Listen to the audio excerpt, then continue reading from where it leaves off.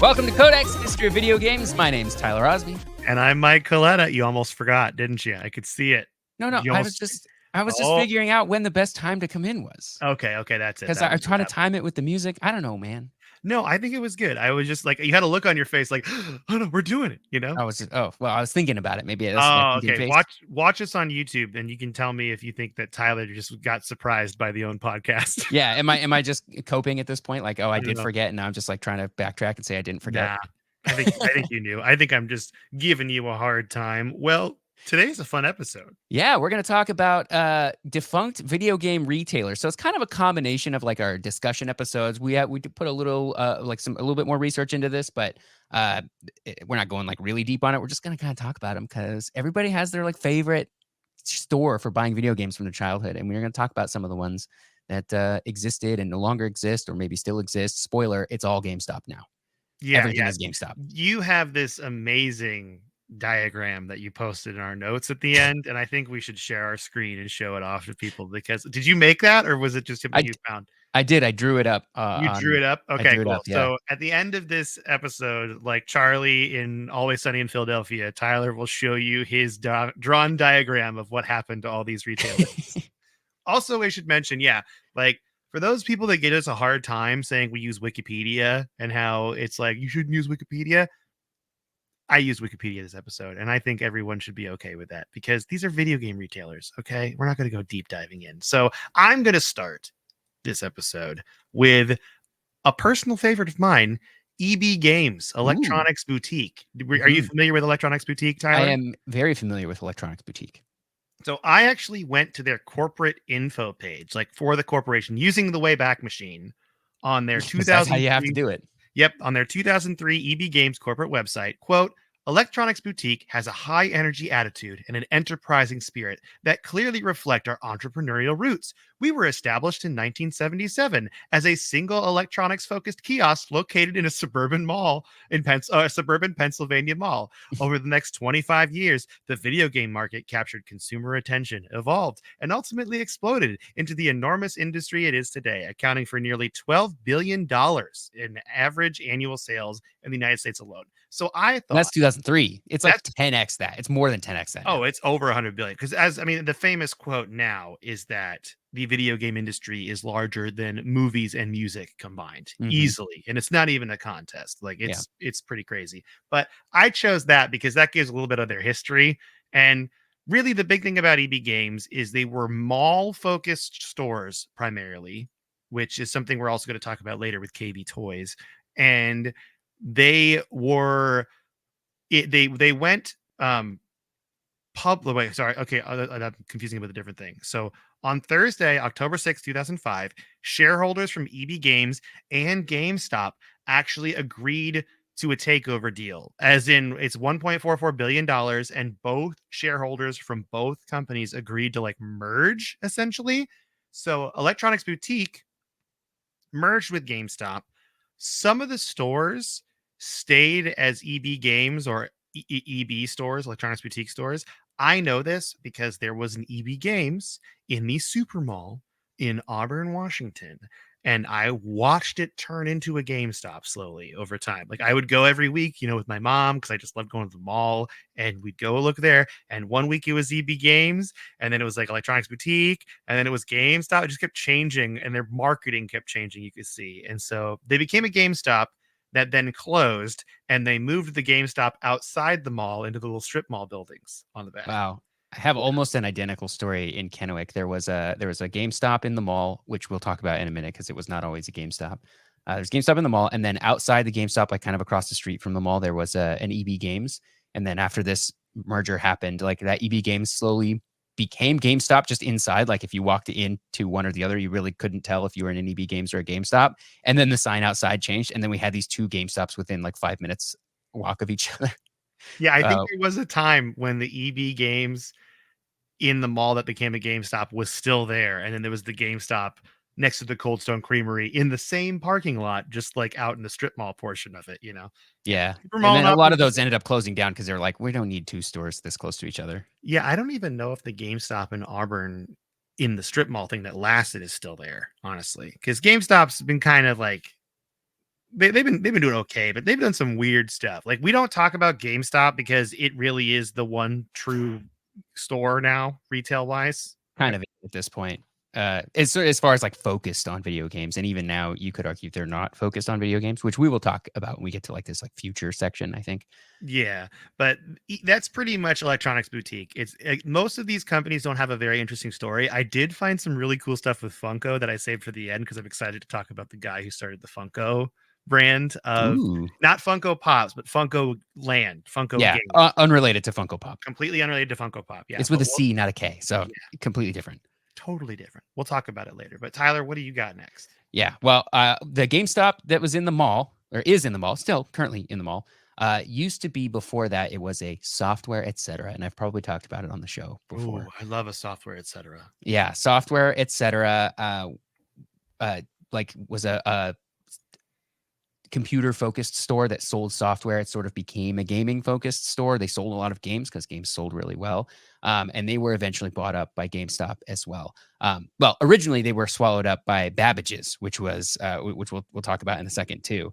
Babbages was a line of electronic stores, a little bit more focused on electronics than games, I think, but they also had a like eventually got to focus on games. Like that's sort of the through line here with all of these things is they like sort of start as something different and then games just become so big that they just sort of turn into a game store. I should mention that's a great point because I forgot to write this down. Electronics Boutique originally calculators. They were big into calculators initially, and then they became gaming. Yeah, they sort of just morph into gaming stores as games just become more and more just bigger and bigger. And like software focused stores, I think like people don't like, you don't feel like you want to go to a software store to buy like the next version of Word. You want to go to like an office supply store, right? Well, of course now it's all online, but like back in those days, so it was like games became this destination. I think also because kids could like walk into a store and look at things and like it was all shiny and fun and like then they could tell their parents about it. So I think games ended up selling really, really well as opposed to just regular old software. So anyway, that's just my theory on like why these things all just became gaming stores instead of software focused stores. Dude, the Target or like Best Buy or Fred Meyer, if you're in Washington State, the glass cases, those little circular keys they open to show where all the games are. I still look at those with like great fondness. Yeah. I love that. I'm always like, I gotta go to the game section and look at the games. Yeah, we gotta look at the games. And then I look and I'm like, I already know about all of this stuff and I'm not excited by any of it. Half of these boxes just have codes in them. Yeah, that's a fact. The download version. Yeah. So I guess before I go talk a little bit more about software, et cetera, let's talk about Babbages, which was a store that opened in 1980, named after a guy named Charles Babbage from over 100 years before, like 150 years before the first Babbages store opened.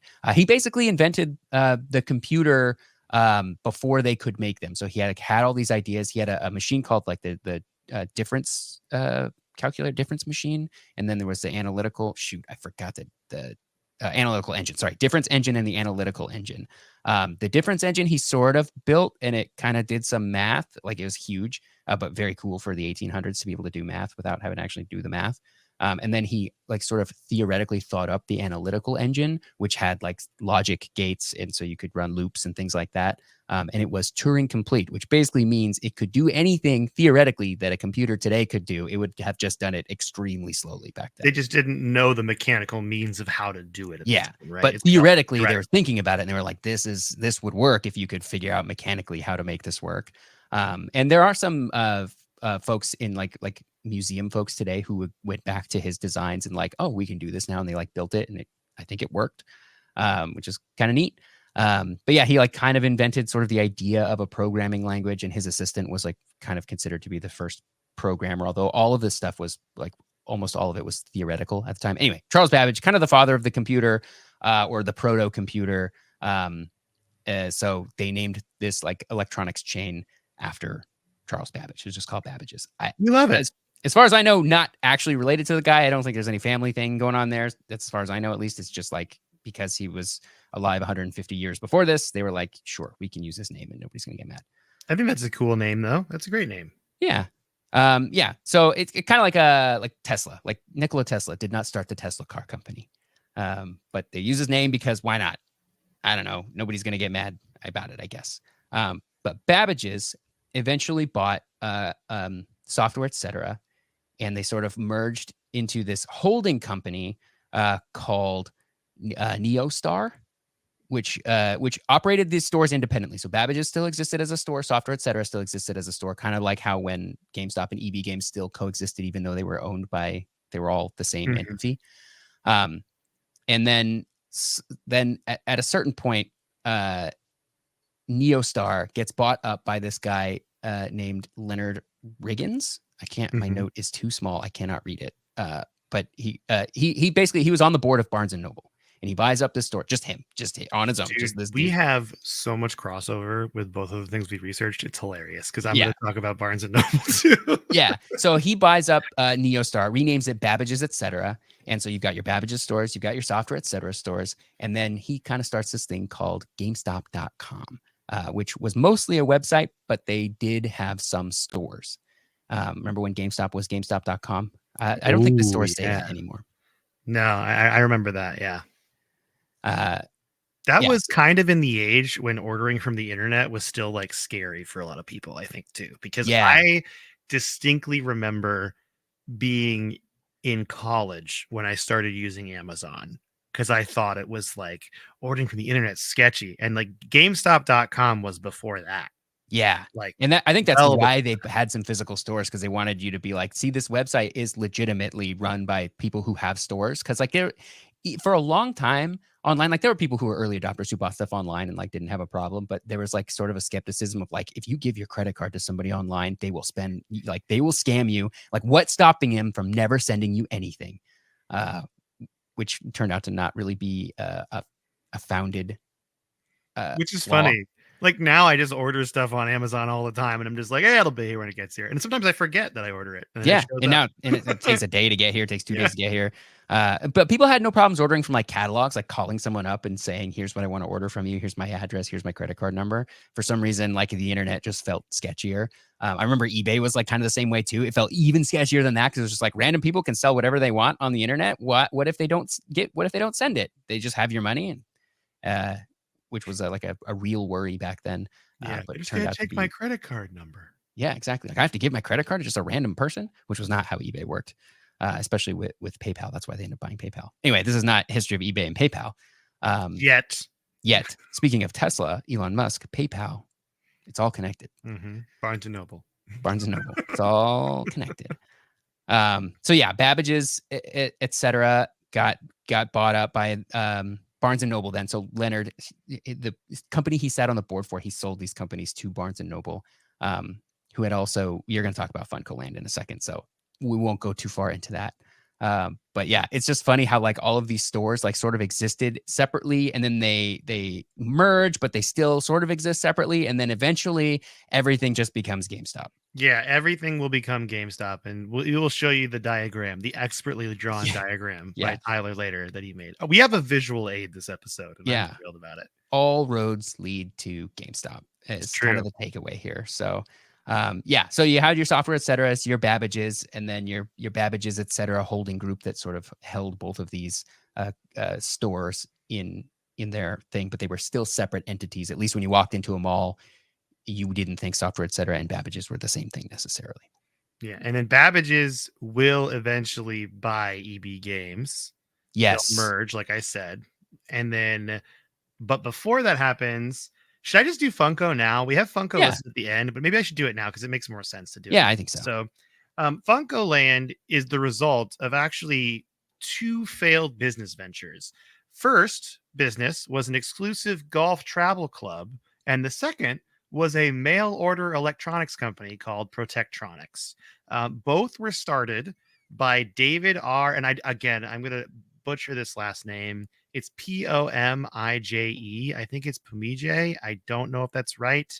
Like, maybe you could Google a pronunciation. I feel terrible, but in Minneapolis, Minnesota, that's where it's based off of. The golf club actually lost David's parents $100,000 of their savings. Yikes! And was a failed business. Meanwhile, though, Protectronics was far more successful, and it initially sold like Commodore 64 computers, right? But the business failed because they ran out of inventory that they got for this really good rate. So they just kind of ran out of stuff to sell. But up to that point, he made $7 million with Protectronics. So he failed as in the business went bust, but he made money. So that's not bad for the 1990s. Essentially, that's like the two first failed businesses, right? But this is where the story and the man gets interesting, right? David, again, our Pomije. I feel like I'm just saying it completely wrong, but that's okay. According to the article I found, which is a Minneapolis Star Tribune newspaper clipping. That's right. I found a newspaper clipping for this guy from 1999.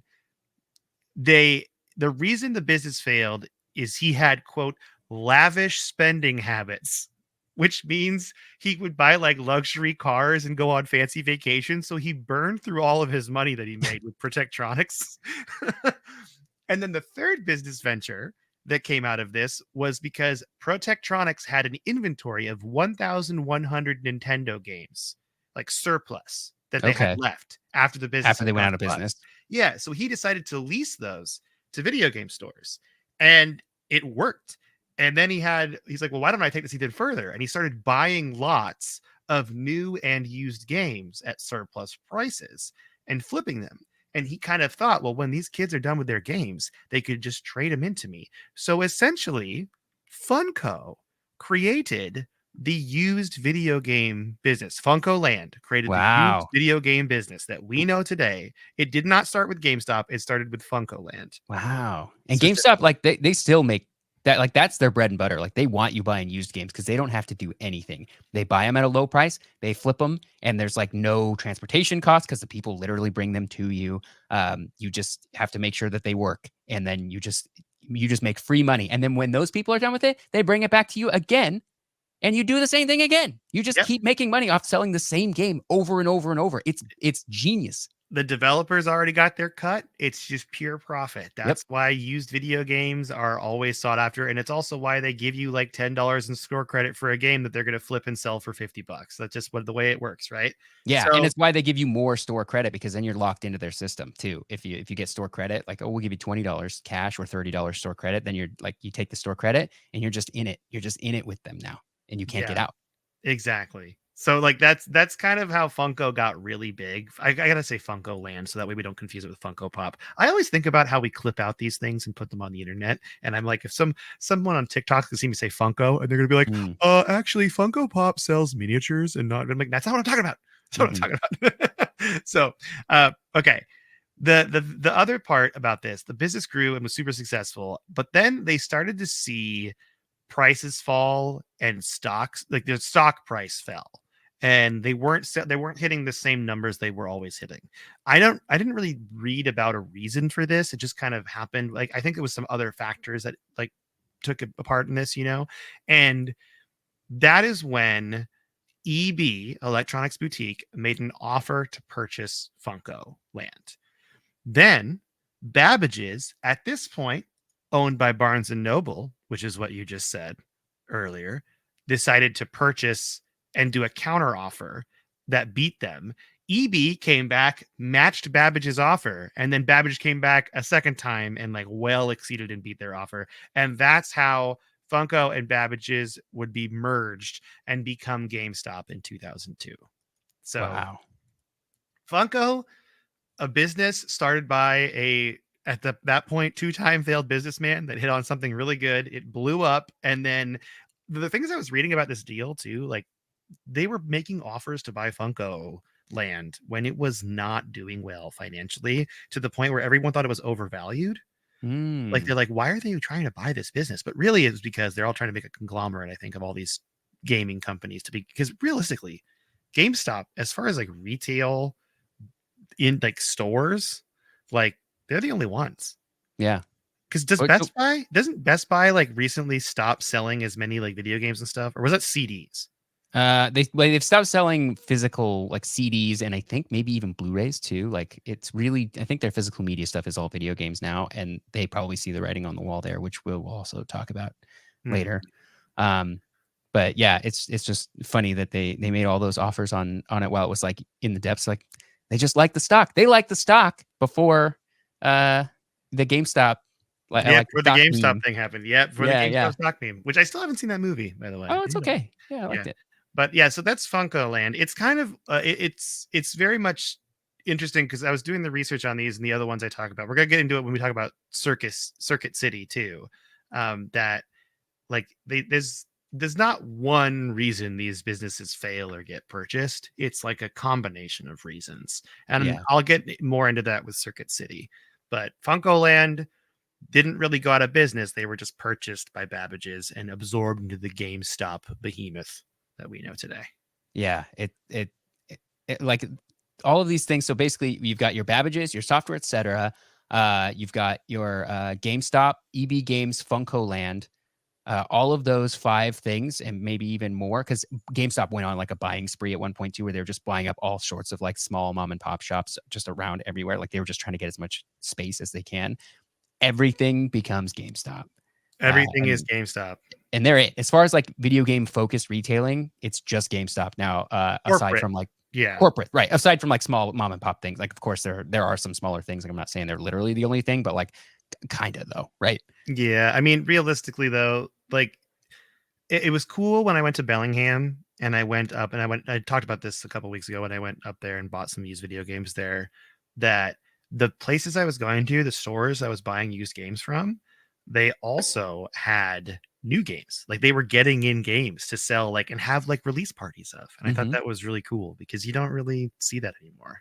Yeah, well, you've got if you're like a small shop, like your advantage is being part of the community that you're in. So I think having those like midnight parties for new games when they come out, and like being the place where people hang out to talk about video games and stuff, like that's kind of your advantage if you're trying to compete, because you can't compete on scale obviously with a GameStop, but you can compete on authenticity and like being part of the community and knowing the place that you're in, because GameStop has like 1,000 stores. They're not really trying to do that, you know? For sure. Also, I mean, we're not going to get too into the weeds here as far as businesses go, but all of these like local game shops I go to buy used video games also seem to talk about tabletop role playing games and Magic the Gathering a lot. And I know for a fact, as someone who had a friend that opened a comic book shop and was successful and sold it, Magic the Gathering is like something that can keep a business afloat. It's so big. If you can get people to come to your business and play Magic for like Friday Night Magic, and if you know how to market that and do that right,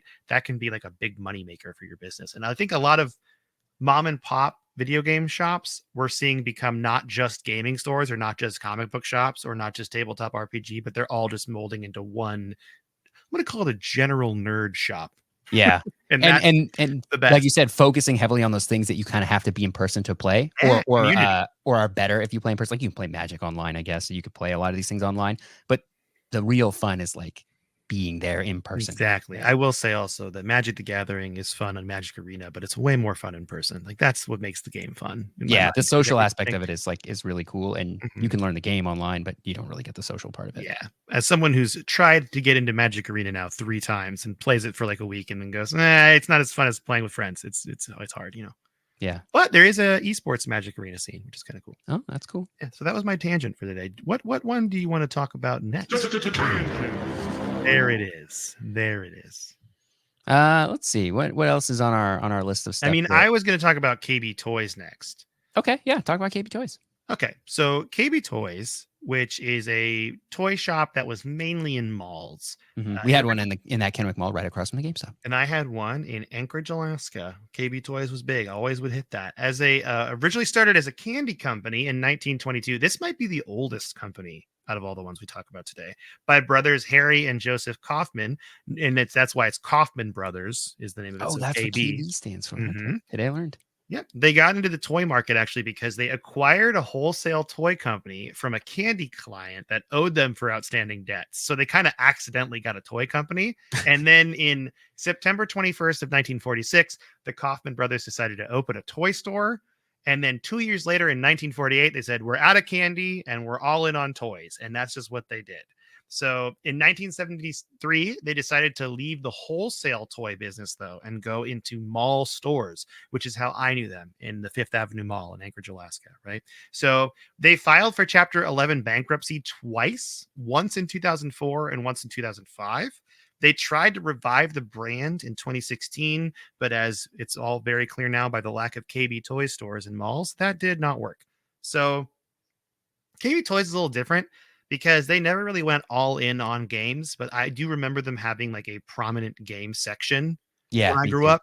And this is like the golden age of like 90s toy like shop nostalgia where you got like your big Sega Sonic cardboard cutouts and stuff like that. And so I remember seeing those in KB Toys, and I just wanted to include it on this list because while it may not be a dedicated game store, it still was it's selfish. It's part of my life, so I wanted to include it. Well, it's a place where people got games. I got a lot of games Yeah, from the KB Toys in that mall. Also, I think the cool thing about KB Toys was that it felt like a Toys R Us, it like a did small like Toys R Us inside a a mini mall. Toys R Yeah. Us. Yeah, that's how it was kind of marketed too. Like when I would walk into a KB Toys, they had like a bunch of toys you could try. Like they'd have them Hmm. in like the little tables with like barriers around them so they couldn't leave, but like the rolly ones and RC cars you could drive around and stuff Yeah. like that. So that's why I wanted to include KB Toys on here. And Yeah. now everyone knows it stood for Kaufman Brothers. Just a little trivia for you there. Oh, there you go. Yeah. I got a copy of F1 Race for the Game Boy at KB Toys, Mm. which was cool because it came with like the 4-player link adapter, which I'd never ever Oh used. yeah. I also got a Donkey Kong Country Pog thing. It was Oh like my a gosh. I also bought Pogs at KB Toys, dude. yeah. The That's Slammer, some peak '90s that is peak nostalgia. 90s. If we were gonna do an episode not on video games, I'd want to talk about Pogs because Yeah. Pogs was a flew too close to the sun moment in toys in the Yep. 90s. Yeah. That one that was got big and then it disappeared immediately.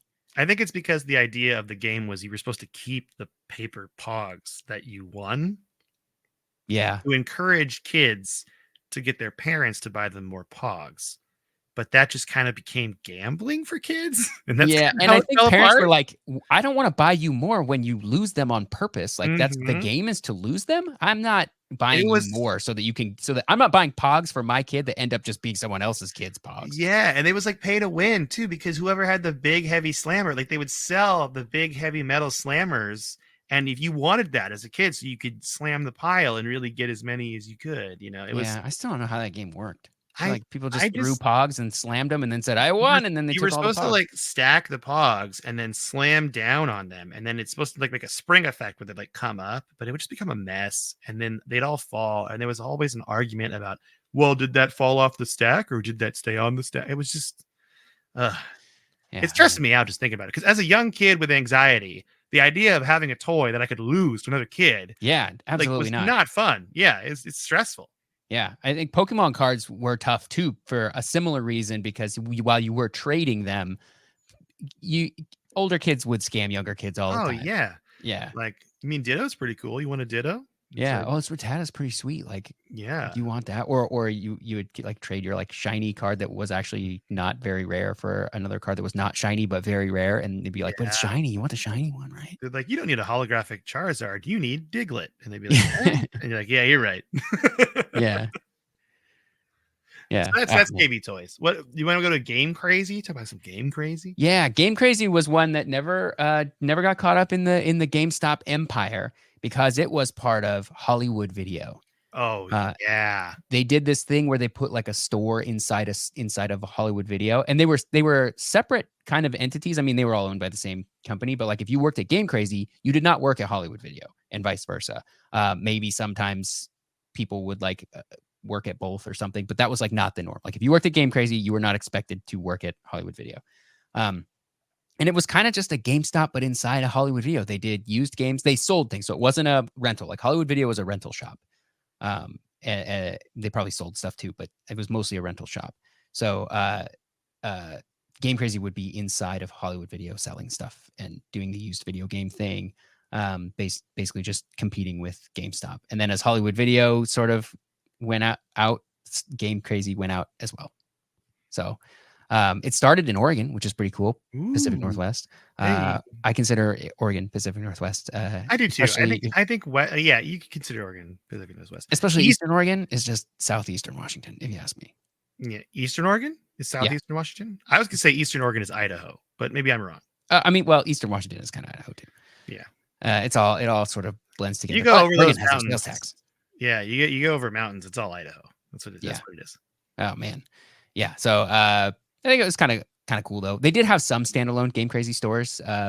Usually they were near a Hollywood Video, so they were just very attached at the hip to Hollywood Video. But they did do a cool thing when getting in on this like used game craze, where they would offer you 5% more than like the competitor would offer you. So people Ooh. would go get an offer from GameStop, take it over to Game Crazy, and get 5% more, which maybe contributed a bit to their downfall. I had a friend there who worked there. Not I didn't know him back then.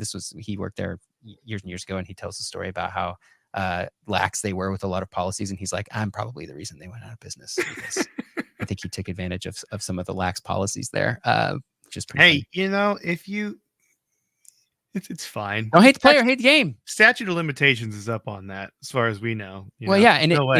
if you're a company, you don't like it, fix the rules. Don't, you know what I mean? Like, don't hate the player, hate the game. I never did it, but I remember the famous scam of if your Xbox red ringed, you would buy a new Xbox 360 from like Walmart or something and then swap it out and return it. And I knew tons of people that did that in college. Yeah, Walmart wasn't, they weren't checking on it. They weren't checking. It's not worth it to them. They're so big, it was not worth it to them to check in on it. They just, like, they got you in the store by having you do that. So they would do that with disc games too. Like if you had a disc that got scratched, you could just take it to Walmart and be like, I don't know, it came scratched. And they'd be like, fine, here's another one. Wow, I didn't know you could do that. Yeah. The red ring thing is interesting because Microsoft was fixing those. So like, why would you take it to Walmart? I think it was people that were impatient because there was a time when the Microsoft fix for that would take up to like a month, I think, for them to get back to you. And that was too long for a lot of impatient people. I'm not condoning this behavior by any means, but I just know it happened a lot. Yeah. Especially if you did it. I think they gave you the option to like, they would send you a new Xbox, and then you'd send the old one back in the box, but you had to like put a credit card down, and a lot of people couldn't do that. Like put like $300 on a credit card to float it. So then they would send you the coffin. They'd send you the box, and that'd take like 2 weeks to get to you. And then you'd have to send it to them, and it'd take like 2 weeks to get to them. And then they'd have to fix it for 2 weeks. And then it's 2 weeks. It was like 8 weeks by the time you got your Xbox back. I really wonder too, like how many of them were just taking the hard drives out of the Xbox, and then because it had the snap hard drive up top, like the one I have, and they would just put it in a brand new Xbox and send it to you. Probably, really, yeah, it was like that. Like I don't think they were actually fixing them. I think they were just swapping the hard drive and then putting it back in the box to try to save time. I think that is true. I think they were fixing the Xboxes, but it took long enough that probably some people got brand new ones, and then they would fix an Xbox, and then they'd send your Xbox on to someone else, basically, and you were just kind of playing musical Xboxes. But yeah, they were fixing them, but yeah. So anyway, you could have scammed Walmart by. You could have done it, but you missed your opportunity, everybody. Yep. Speaking of big box retailers, though, we got Circuit City next. Oh, okay. Yeah. I'm excited to talk about Circuit City because I feel like Circuit City has been the butt of like every joke as far as defunct retail stores go. Everyone like makes fun of Circuit City as being like the one that like fell apart because I think it was like one of the first ones to kind of go when this was all going down. But the company started in 1949. It was called the Wards Company, started by Samuel Wurtzel. The stores were opened when Wurtzel saw the opportunity of selling televisions at like the beginning of television. He's like, I should make a TV store that sells these. This is going to be big, right? And that's what he did. And started appliance stores. Circuit City wasn't the official name of the company until it went public in 1984. So it was known as the Wards Company before that. And I'm just including this for fun because I thought it was like a funny slogan. But the company's early slogan was Circuit City, where the streets are paved with bargains. Thought that was a very 1980s. Wow, because it's slogan. A city and cities have streets. Wow. That's right. It's like, somebody in marketing was like, this is genius. This is so good. I don't want to say that Guy Fieri stole Flavortown from Circuit City, but I think he might have. I think it might have been Circuit City. Circuit City walked so Flavortown could run. You know what I mean? I think that's what's going on here. I think you're right. Someone call Guy and tell him that. All right. So this is not really games related, but I was mentioning this earlier about how you can't really like hit one problem, right? With like why these companies failed. And like Circuit City, one of the big things they mentioned, and this is like a woulda, coulda, shoulda moment, like a really big blunder. And this is not video games related, but one of the problems with Circuit City is the executives at one point decided to abandon selling large home appliances because they thought they couldn't compete with newer stores like Lowe's and Home Depot that were also selling home appliances at the time. But when they did this, Circuit City was second in the nation at selling home appliances, right? Hmm. So they bailed when they were at the top of the game.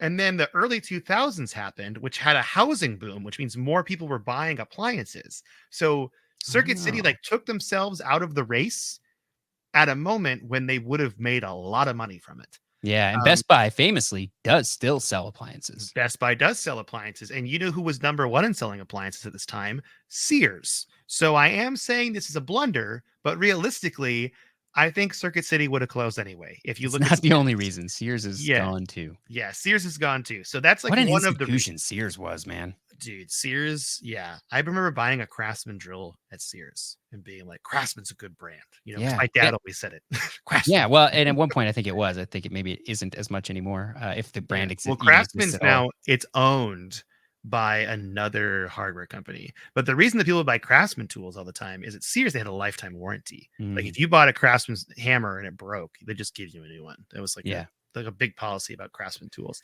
But yeah, so that was not really the smoking gun that killed Circuit City. There was a lot of factors that went into it. I think their continuous competition with stores like Best Buy, they just couldn't compete with Best Buy. And they filed for bankruptcy in 2008 and then liquidated all of their assets in 2009. And this is the 2008 financial crisis. So that kind of put the nail in the coffin, I think, at Yeah. that point. So it's like a lot of different reasons that did it. The upsetting part about the Circuit City thing that I looked up is like 30,000 people lost their jobs, like Yeah. very, like all at once. Like it was every store is closing. And Yeah. they even posted a thing on their website, like, we are going out of business, which is very, I think, rare for big corporations to say that now. It's usually like we go to bankruptcy and then there's like this weird like purgatory they live in where they're trying to get bought by someone else, like a lot of these other companies we're talking about today. Hmm. Whereas Circuit City, just done, just we're out.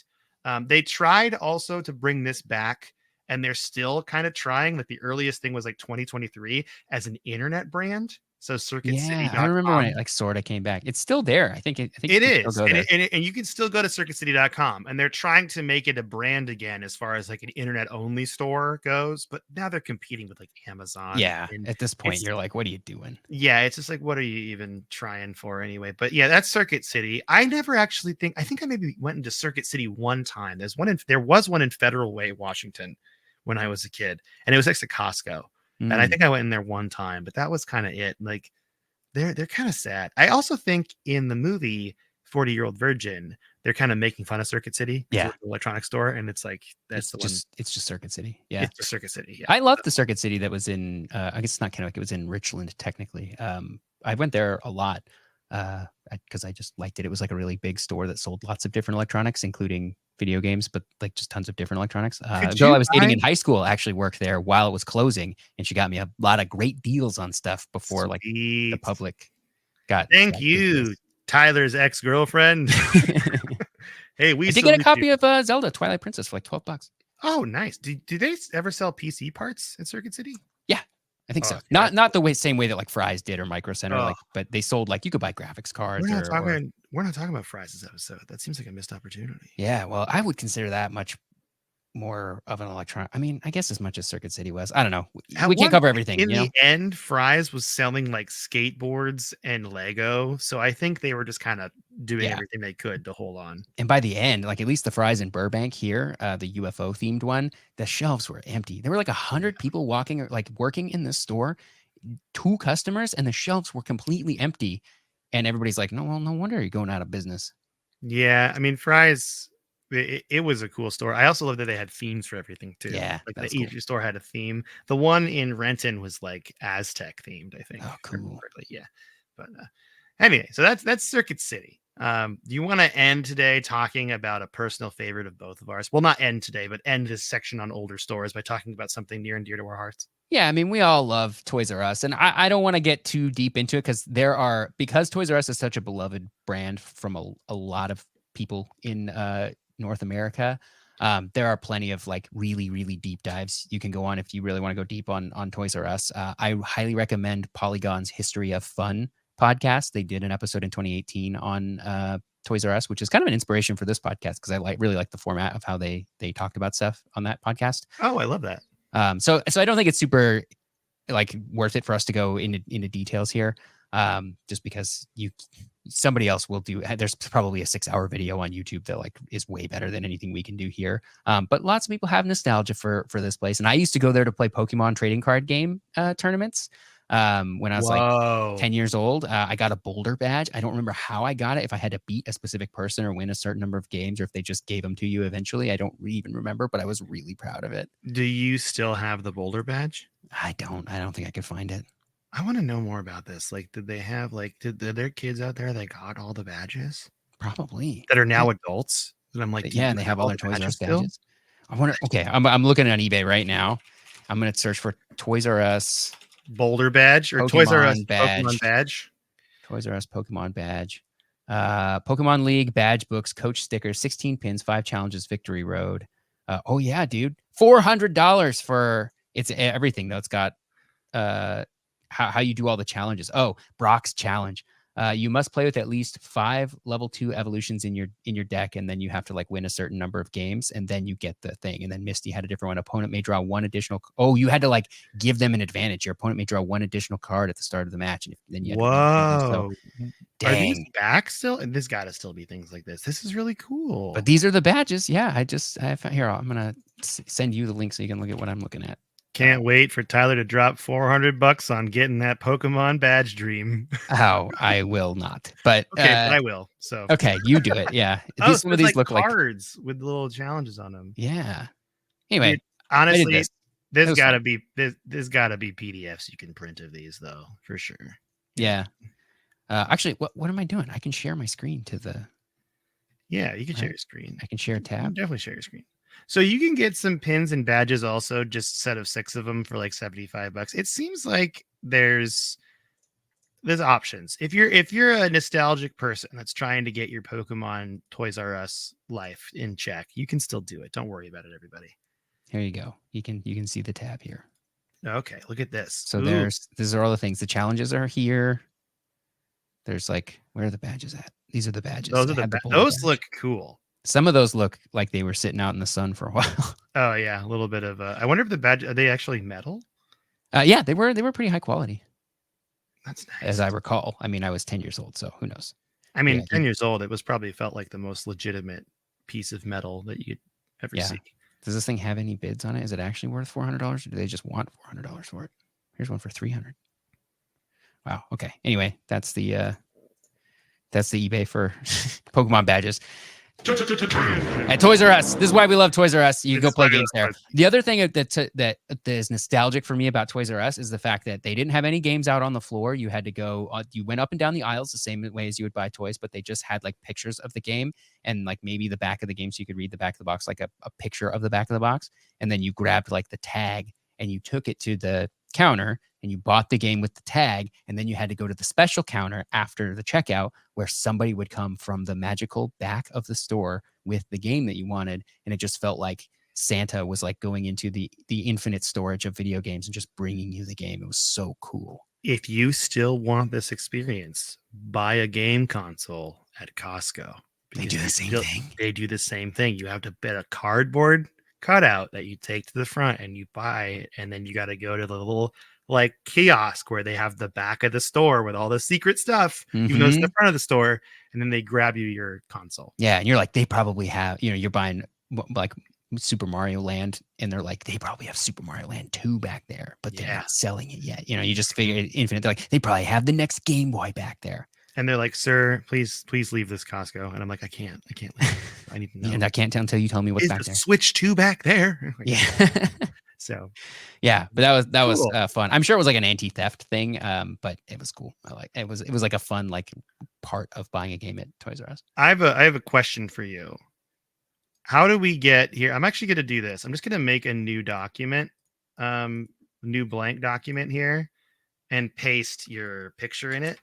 Okay. So I can zoom into it, and then I am going to share your cool little like your cool diagram you made. Okay, so are you ready? All right, I don't know if it makes any sense at all. Let me go. We're calling it an untitled document. There you go. All right. So this is your diagram. Do you want to walk us through this real quick? And I'm going to try to zoom in as much as I can here. Sure. Okay. Yeah, you've got your Babbages, your software, etc., which merged to the holding company NeoStar. NeoStar. Sorry, I It's said right think I said there. Yeah. NeoFun before. NeoStar. But they kept the stores separate. And this was the thing that EB Games tried to purchase. You can see very, very closely the little EB Mhm. Games tried. EB tries. Yeah. EB Games tried. So then Leonard buys it and just and renames the holding company Babbages, et cetera. There were no stores called Babbages, et cetera, but it was Babbages software, et cetera, and then GameStop.com physical stores that were meant to sort of represent the website. And then Babbages, et cetera, gets bought by Barnes and Noble, who sort of merge it with FuncoLand. This is also And where Game Game Informer. Informer comes in because Barnes and Noble owned Game Informer, which makes sense for them as a book or literature company that they would want to own a magazine. So that's where GameStop gets its like Game Informer. They were always trying to sell you Game Informer subscriptions because Game Informer was GameStop. So then FuncoLand merges with Babbage's and it all becomes GameStop, and GameStop eats everything at that point. And they go on a massive rampage of just buying up stores all over the country to just maybe basically for the floor space, I think. And now everything's GameStop. And if you want to buy a video game, it's just GameStop. We got to bask in that the well-written chart and diagram you drew here. I love that, by the way. Yeah. I think you should draw more charts like this for the podcast if you can. Okay. Anytime there's some, because we've kind of run into things like this before where the history is a little bit opaque and like too many connections. This is perfect. Yeah. This is drawn in the Freeform app on iPad. So. Well, it looks great. I like it, especially since GameStop then eats everything. I love that as well. Awesome. Yeah. Okay, cool. So that's the history portion of it. So now we're going to talk about what we think about the future of game retailing. And guess what? It's not looking bright. Yeah, it's going away eventually, I think. You can see this in the fact that every single platform realizes now that because of the internet that people can just download all of their games and they no longer actually need to sell their games through stores. For a long time, they sort of fought this. I think because stores were, while internet downloads were like still becoming a thing and internet speeds were catching up and like game companies were figuring out, like the Microsofts and Nintendos and Sonys were figuring out how to do game downloads. The retail part was still very, very important. And so the retail partners put a lot of pressure, I think, on the Nintendos and Sonys and Microsofts to be like, hey, if you want to sell games in our store, you need to cool it on this download thing because they know it's a threat, right? And I think GameStop owned a company called Direct to Drive, which like they sort of started to try to get in on this downloads thing. They couldn't really do it because wasn't really their business. But as retail becomes less and less important and storage space gets bigger and bigger on consoles, these companies start to take disk drives out of their things. You can buy a PlayStation 5 without a disk drive. You can buy a Xbox Series S and now X without a disk drive. That was just announced, yeah. Yeah. And so when you buy a game on those, all of the profits go to Microsoft and Sony and Nintendo. And so they're basically cutting out the retail middleman, and retail is not as important anymore because everybody's buying things online. And so they're not going into the store. So having space on the shelf is not as important as it used to be. It used to be if your game wasn't on the shelf, like it wasn't happening. You weren't selling it, right? Even if it was available online to download, you weren't selling it. But that's why Xbox is full of ads. That's why PlayStation is full of ads, because they're trying to sell you games from their store, which they didn't have a great way to do in like the early Xbox 360 days or the PlayStation 3 days. They weren't really set up for that. So it was like, yeah, you could go into the store and buy stuff, but they didn't have a way of like advertising it to you the way that a retail store would. So yeah, as these retail stores start to go defunct and be less important in people's lives, downloads and download internet speeds and storage space creeps up, and it becomes a lot more appealing to download stuff. That's why you see GameStop diversifying away from games and into like geek lifestyle things, the plushies, your Funko Pops, not to be confused with FuncoLand. And then they bought up ThinkGeek, actually, which was like a really cool online ThinkGeek store. was so cool when it was like just ThinkGeek. It was great. Yeah, when it was like super nerdy. It's not anymore. It's just like you could buy like tool sets for like electronics. You could like all sorts of really cool stuff. Yeah, it's just like pop nerd stuff now, where it's like, hey, you like superheroes? You're a nerd. Here's a superhero action figure, and you're like, okay. I mean, it's not the same thing as the Bluetooth watch that I used to be able to buy in like 2004. Yeah, I remember it being like a nerdy Sky Mall. It's kind of and they had like laser pointers that would pop balloons and stuff. Like they sold stuff that was like sort of on the edge there. I remember they sold a watch that was a Bluetooth watch that was like, it was a normal watch because it didn't have a real screen, because this was like 2003, 2004. But it would like read your, or it would like tell you when you had a text message, or when your phone rang, it would tell you who was calling. Like, that was cool back in those days. They would sell Yeah. like nerdy stuff like that like people didn't really need, but like weird nerds like me thought were really cool. But now they're just like the physical version of GameStop, selling plushies and stuff. So yeah, I do kind of miss being able to just walk in and like play games on the TV in a GameStop. There were a few Yeah. GameStops that like had a big old setup where you could just like try before you buy, basically. But most of the big games now are free too. That's the other thing. It's like, you don't go to GameStop to get like get Fortnite. You might go there to buy V-Bucks for Fortnite, because kids don't have credit cards and they can take cash to a GameStop and buy it. But like, it doesn't have to be a specialized GameStop store for that. You can go to any store and buy a gift card, right? Yeah, I There's think racks and Target. racks and racks of gift cards. Yeah, Target and other big box stores now too also sell like V-Bucks and all that stuff as well. Like GameStop is just there doing it also, essentially. Yeah. And I think as electronic payments become a little bit more accessible too for kids, like Apple has their like Apple Cash thing where you can give your kid an allowance. Like, even then, now they can buy stuff online with their Apple Cash. They don't even need a credit card, and it's like money that was given to them by their parents. So like, they don't even need, you're not buying V-Bucks with Apple Cash right now, because Tim Apple and Tim Epic are very angry with each other. But They're very upset. so V-Bucks is not a great example, but other things you could buy with Apple Cash probably. And the thing about like, physical games just aren't necessary. Like we were just talking about a second ago, like, and as a PC gamer, I got over that 15, 20 years ago, right? The first time I bought a game that was just a Steam code, I think it was Battlefield 2142. And that was a couple of years after Steam started.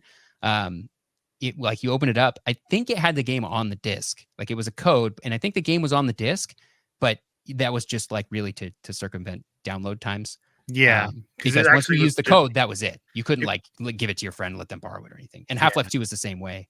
You registered it to Steam, and then you didn't need the disc to play it, but like, it was on the disc, but only so that you didn't have to download the game. And once you had registered it, you could download it. I remember thinking that was really weird, that you would just like use the disc once, and now you have the game. And it's just there. Yeah.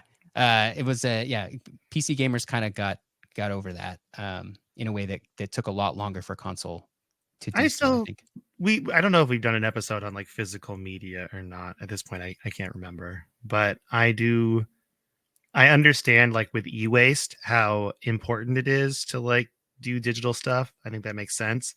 But for video game preservation purposes, it's kind of getting scary, because I know you see a lot of like clickbait YouTube videos about this game is like, you can't play it. Like, I just saw one for Fable, the PC version. The DRM doesn't work anymore. You can't play the game. Yeah. And it's not on any store. So it's just like, there are usually cracks for that kind of stuff. Mm-hmm. Usually you can figure it out. Like, if it's popular enough that somebody cares about preserving it, like, usually there's a way to get around things like that. But I mean, as games become more of a service too, where like World of Warcraft exists still, and I guess they do WoW Classic now, so maybe this doesn't fully apply to that. But like, the game as it was in 2007 does not exist really in any form beyond like maybe some private servers that like were reverse engineered. We were having a philosophical question about this yesterday, you and I. Were we talking about Destiny? We're talking about Destiny, or like games, like things that don't, like, we were talking about, because there's a Dungeons and Dragons expansion in Destiny, not expansion, cosmetics. Yeah, just some cosmetics. Just cosmetics, not an expansion. I'm sorry, I misspoke. But I was talking about how you pay, like, we thought we'd get stuff, you and I, because we were both kind of excited about the Roll20 emote. It's $12 for an emote, and it's like, this game's gonna go away. Like, it's all server based. At some point, it's gonna go away and be gone. And then we were talking about if that's okay or not, and which is a philosophical question. It really depends on what you're like really valuing when you buy those kinds of things. You're like, that maybe the game will be gone in 10 years and my $12 will have been wasted. And it's like, well, did I have $12 worth of fun with it before it went away? Maybe it's still worth it. Like, I don't buy things thinking that like I need to use this in 40 years, right? Like, I buy $12 burger and I eat it, and that's it, and it's gone forever. I will get less enjoyment out of that burger than I will out of a Roll20 emote or a D20 emote in Destiny. But for some reason, I still can't bring myself to do it. It's such an interesting thing. And like having all your games on Steam is now really convenient. That's the thing. The way that they win versus physical media is like having your games on your computer accessible to you at any time without having to like dig out the disc is pretty convenient and pretty nice. And I think the same goes for like, I started buying a lot of Switch games digitally for a little while too, because I was like, I don't want to carry these cartridges around. The whole point is that this thing's portable. Like, I don't want to carry this stuff around if I don't have to. I do buy them physically now. Just, I don't know. This is a weird, like, older I like my person Switch thing. games, yeah. Yeah. I think younger people will not get this later on. They'll be like, why do you have a stack of Switch games, Grandpa? They could just all be on your SD card. What are you doing? And it's like, because I like the nostalgia. Yeah, and people also have this weird thing where they're like, well, they can't take my games from me, which is legitimate in some ways. Where it's like, yeah, you can get your Steam account banned, I guess, and lose access to all your games. I think it takes a lot to get like actual banned from Steam. Like, you got to be doing fraud. Like, if you cheat at a game, you can get banned from that game or from the Valve like anti-cheat system, but they don't like take your games from you. But so if you're like doing fraud, you can lose everything. So maybe don't do illegal stuff, you'll be fine. But like, I still think with a PlayStation 4, like, if they wanted to, they can make your PlayStation 4 not play a game. I mean, I guess unless you never connect it to the internet, which is, I guess you could do. But I mean, I think about all those people that modded their Xbox 360s and then tried to connect them online and got them like hardware banned. Like, yeah, but only from online. You can still play games on it. Exactly. You could still just play single player games illegally ripped if you really wanted to. Yeah, or legally bought if you want to. I mean, yeah, I'm just thinking my brother who did that, and I warned him, and then he got caught. Yeah. So. Well, and I don't think this is it's like we're punishing you for pirating games, although it's a little bit of that. I think it's more like if your system is modified and you're playing modified games on it, we can't guarantee that you're not cheating, like competitive integrity. Mm-hmm. And they could just be like, you can't go online and play with other people if you're going to do this stuff. And then there's also the secondary benefit of like, and you're a filthy pirate, and we don't want to give you services if you're not paying for our games. The funny part is a lot of those Xbox 360s probably red ringed anyway. Am I right? True. Absolutely true. My brother's rest in peace. Rest in peace. This is a person who's speaking. I have several modded Xbox 360s, but I understand why they would keep you from going online with them. Aside from just trying to punish you for, doing what you want with your hardware. You can't cheat it. Don't cheat the system. Yeah, and there's plenty of people who still cheat online on Xbox 360. Whatever. That thing's 20 years old now. It's not their priority to do anything about that. Yeah, like some people who are still playing like Call of Duty Modern Warfare 2 on their Xbox, the original Modern Warfare 2 on their 360. It's full of cheaters, and it doesn't matter. Exactly. I do think that I just miss the idea. Like, I've talked about it before on here. I miss the midnight release. I miss that feeling. And I did that last year with Pokemon Violet. I went to the nighttime release party, which was not at midnight. It was at 8 p.m. because we're all adults now. And I waited in line and I got my copy, and then I went home, and there were people that still had that like amped up feeling of like, we're going to the GameStop, we're getting Pokemon, we're going to play it all night. But it just didn't feel the same. And I think it's because I'm older. I mean, there were kids there that probably will make a memory of that, of being like, I remember being at GameStop and got Pokemon Violet, 20 years from now, and which is going to make everyone listening feel very old. But I just miss that feeling, I think. And that's what I'm chasing when I think of retail video game stores. Yeah. You don't miss the midnight release. You miss being 12 and going to a midnight. Yeah. It's the same thing as GoldenEye, right? You don't miss playing GoldenEye. GoldenEye is not a good game. You don't miss GoldenEye. You miss being 12 and playing GoldenEye. Exactly. I do think now, though, with the advent of these small used local game stores that had like the community that we were talking about earlier, that's where you're going to find this. So I would encourage people, obviously, if you haven't, I feel like everyone listening to this probably has already done so, but find that local game shop, because that's the one that's going to give you those feelings again. Yeah. And I think in especially in the wake of things like COVID, where everything shut down and like people didn't go places for a while, we are missing that third place. And you'll hear people talk about the concept of like a third place, where you have your home, your first place is your home, and you have your second place, which is like work or school.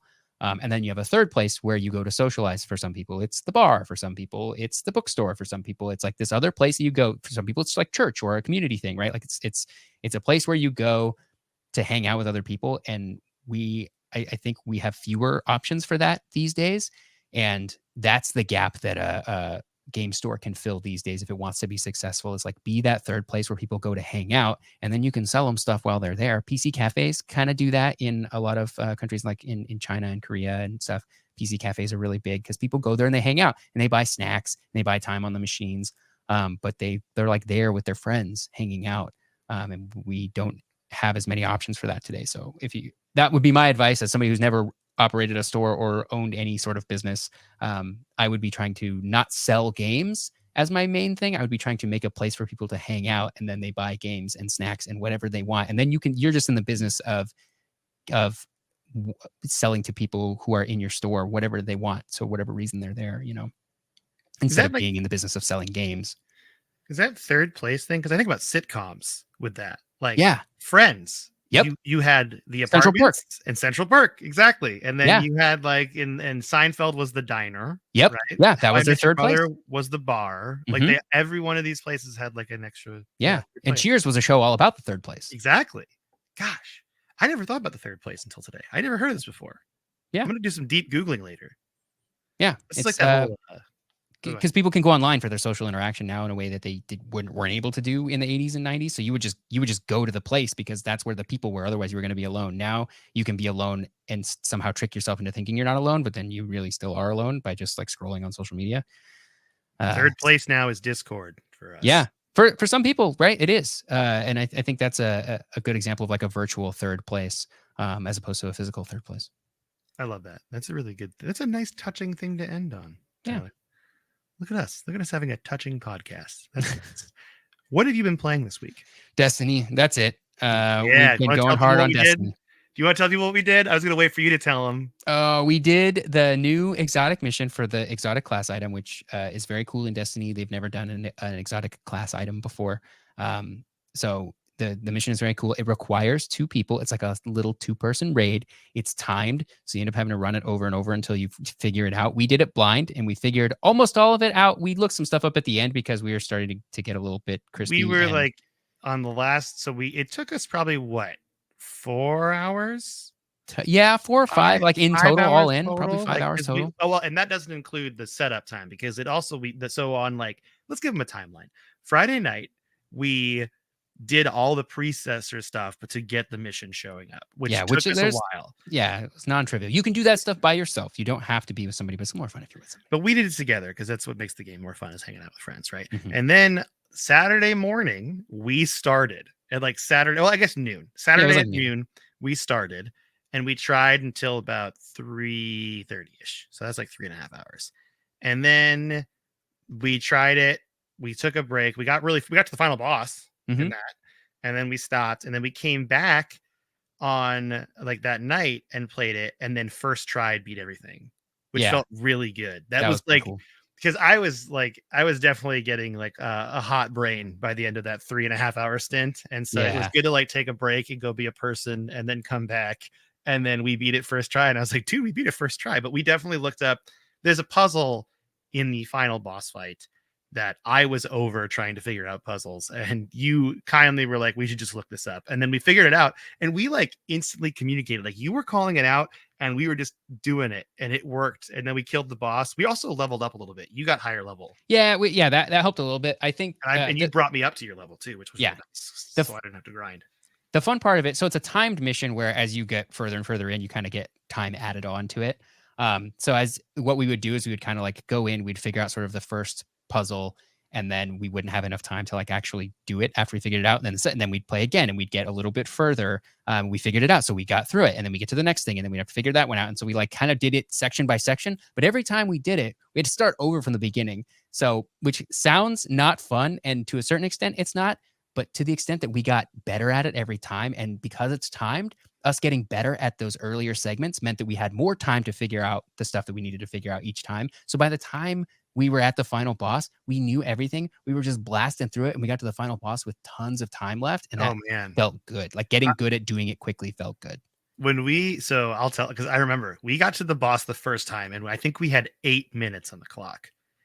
We took a break after that.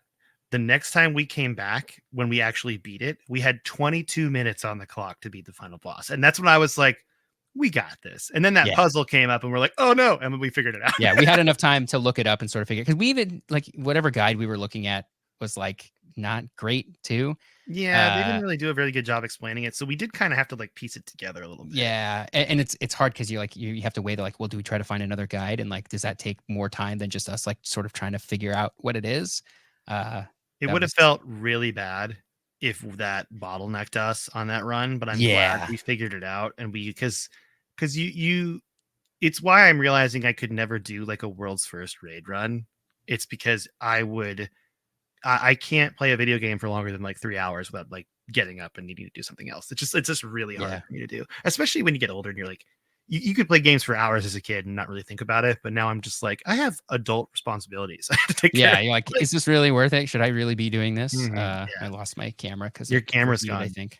You So you you said, should I really be doing this when it comes to video games? And then your camera punished you and kicked yeah, you I out. don't have the backup camera anymore. That's So okay. it's just a black Well, screen. we're going to end today anyway. So it's going to be fun because Tyler, you're going to tell people goodbye from the void, but really I'm gonna quick. avoid it. I'm I'm, gonna switch it back on, see if it comes back. I'm going to just Let it give cool down a little bit. our plugs here real quick because we both just played Destiny this week. That's really what it was. Yeah, that's kind of it. So, he's back. So if you want to support how our long? podcast, you can go to codexpodcast.net. That has all our links on there, our Discord, a contact form. If you want to email us directly, you can do it at codexhistorypodcast@gmail.com.